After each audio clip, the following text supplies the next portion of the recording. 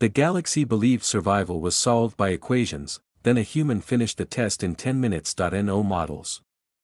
No simulations, just instinct, and duct tape. At the Galactic Institute of Interstellar Survival Studies, the most difficult course wasn't xenobotany, vacuum biology, or quantum charting. It was ENV 302, Applied Field Survival. The course was taught by the infamous Professor Verrill of the Voronx race, tall, plated, and utterly humorless. Verrill had served on 72 expeditionary missions across hostile worlds.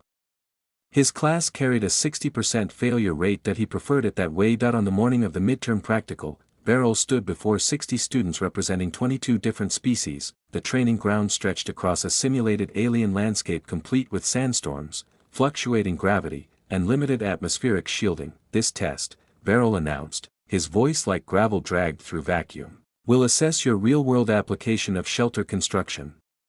Materials are randomized. Time limit, 1 standard hour.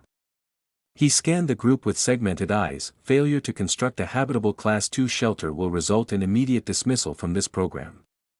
Students nodded, vibrated, or shifted colors in acknowledgement. One student stood quietly at the back, adjusting the straps of a simple toolkit. She was human, Cadet Riley Morgan, the only Terran in the class. The others barely acknowledged her.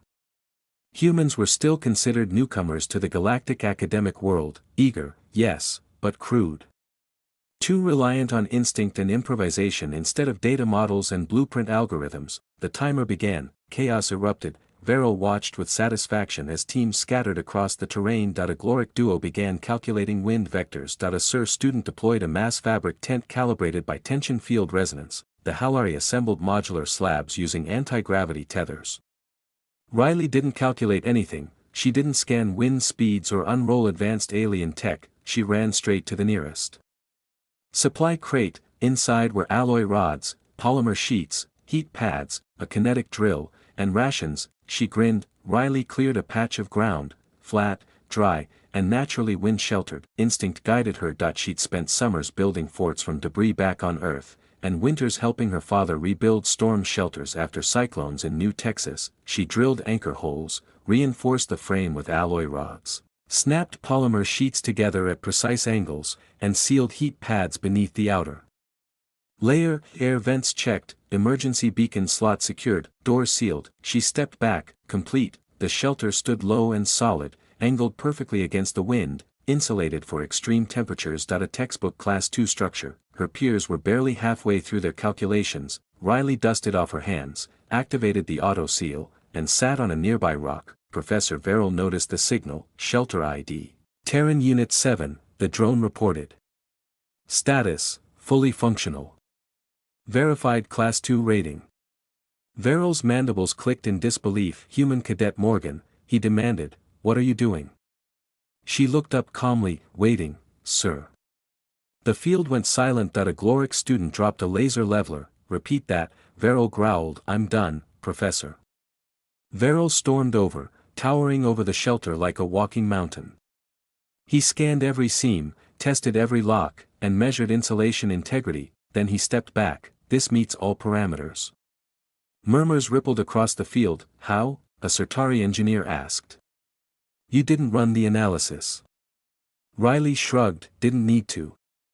I've been building storm shelters since I was 10. Wind's always a problem, get the angles wrong and it lifts. But this terrain is alien, another student protested. Physics isn't, Riley replied.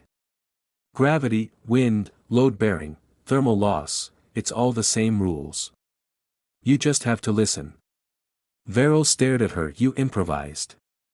Yes, sir. You did not model. No, sir. You used experience. She nodded. And a bit of duct tape.